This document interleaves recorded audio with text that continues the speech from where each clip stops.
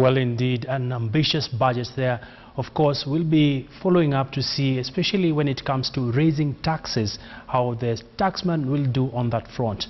Well, let's now focus on the agricultural sector, which emerged one of the winners of this year's budget. Irrigation, fisheries development and enhancing food security are the cornerstones of Treasury Cabinet Secretary Henry Rotich's speech on efforts to accelerate growth in this sector. Philip Keitani now breaks down the sector's allocation and what it translates to for agriculture. Over the years, the agricultural sector has been regarded as the cornerstone of the country's economy.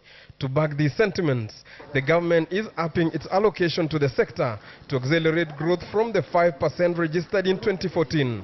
The government this year has promised to put up in place measures to drive agriculture and industrialization transformation so as to build resilience in the economy. Industrialization is a key catalyst for moving agriculture up the value chain and diversifying and growing our export base for sustained higher shared growth and job creation. According to the CS, the initiatives to be implemented will help in graduating the country from subsistence farming to commercial farming, with 13.8 billion shillings allocated to the sector to finance the ongoing irrigation projects and transformation of agriculture from subsistence to productive commercial farming, covering about 1 million acres, with agricultural value addition mentioned as the potential to act as a catalyst for Kenya's industrial takeoff.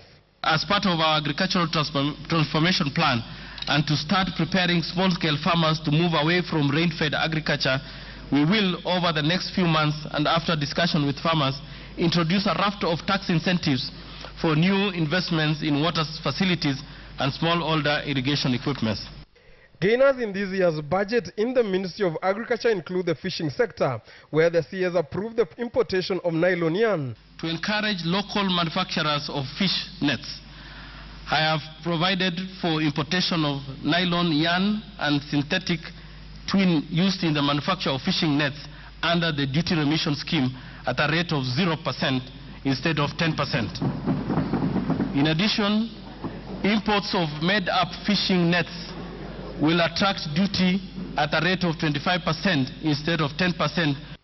The sugar sector also got a reprieve with increased duty rate on imported sugar from $200 to $460 per metric ton, with the ad valorem rate remains 100% of the custom value. This measure will cushion the sugar sector from unfair competition and enable our local factories to break even and pay the farmers promptly.